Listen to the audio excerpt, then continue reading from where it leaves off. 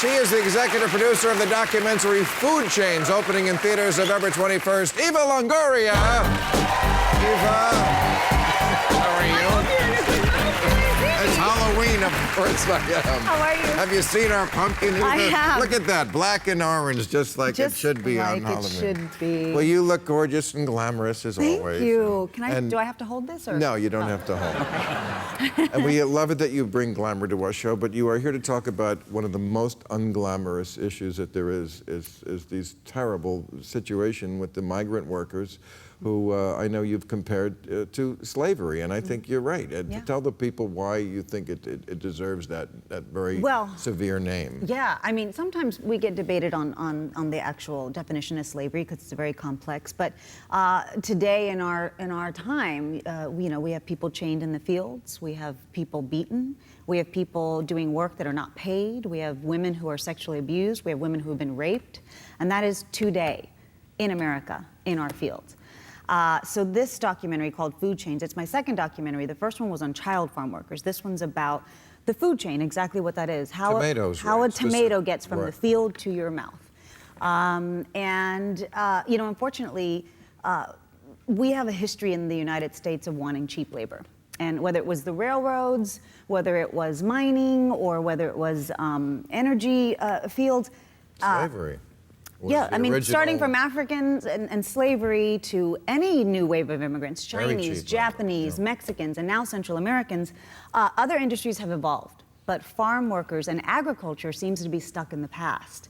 And so we want to bring agriculture into the modern era and make sure that they are paid a penny a pound, right? A pound for tomatoes. Which lets them make about, what, $14,000 a year? They pick 4,000 pounds a day. A day, $40. That's... So this documentary shows a really great program in Florida. Now this documentary is about one state and one harvest. So this is a microcosm of what's happening across all of agriculture in America. But the CIW, the Coalition of Immokalee Workers, have introduced the Fair Foods Program, which is a program that asks for consumers and corporations to pay a penny more per pound so that these farm workers can have a livable wage. So paying one more penny per pound will double their wages, just like that. And it would cost the people almost nothing, right? I mean, the people who shop. It would cost you and you and you and you and you guys 44 cents a year if you ended up paying a penny more per pound for your tomato. But the crazy thing is we've been villainizing the farmers for so long in this country. And I've done a lot of work with farm workers and farmers, and the farmers are just pressured by corporations and the people who buy it. The supermarkets. Supermarkets and fast food. So we got all of the fast food to sign on to the Fair Foods Program. Everybody except Wendy's, unfortunately, they haven't signed it. I know, I used to work there. I get really sad about that. I hope no one's going to eat Wendy's. But maybe we'll get them to come to the table. But Whole Foods, Trader Joe's. Ate Wendy's before, so Yes, and you'll see in the documentary, a big gain. We got Walmart to sign on to the Fair Foods Program. Yes, but Publix. Right, but I think people don't realize there are really only 4 chains, supermarket chains. They've consolidated, and that's what the documentary does so well, is it really walks you through what is happening today in agriculture and how things are bought and how things are exactly what it is, the food chain. You know, people keep saying, these are American jobs. Right. You know, these damn immigrants. They're not doing these jobs. Because no American could probably pick 4,000 pounds of tomatoes per day. And this is a human rights issue. People want to make it an immigration issue, but it is a human rights issue when people are getting raped and abused and beaten in our fields. You left out one thing which I saw in the documentary, sprayed with pesticides. Yeah, here's the thing. They get cancer 3 times the rate. You're a conscious eater, and I know this. There's never been a greater interest in food today for us. I'm gluten-free, and I'm soy-free, and I'm lactose-free, and I'm GMOs, not gonna eat it. And so, but what happens is, when you buy organic, you go, I'm buying organic because I don't want to ingest those pesticides. Well, you should buy organic because the farm worker, that means the farm worker wasn't sprayed with pesticides. That's why you should buy organic. You know? I tell you,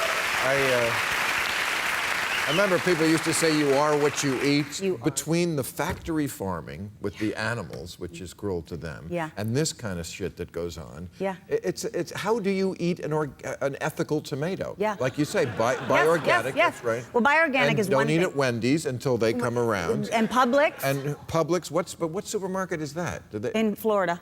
oh, that's in Florida. Yes, Okay.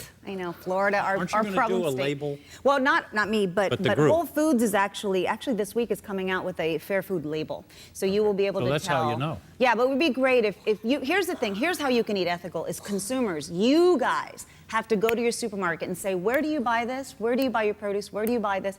And the more pressure they get from the people, their customers, the more that they will want to actually have the fair food program in their stores. And can we get the penny back to the farm worker? Yeah, it does go to the farm worker. It goes to the farm worker. And here's the thing is, as consumers, if you say, we'll absorb that penny, because a lot of times the big corporations go, we're not absorbing that penny, but consumers go, I'll pay that. Give it to me, pass it on to me, and I will pay it. So it's up to consumers and to these big corporations, and we're very, very happy with the fair food. But the immigration law does have something to do with this It because does. people who have these H-2As, they can't move, they're Yeah. not portable, or they don't have papers. Yeah. They're totally at risk.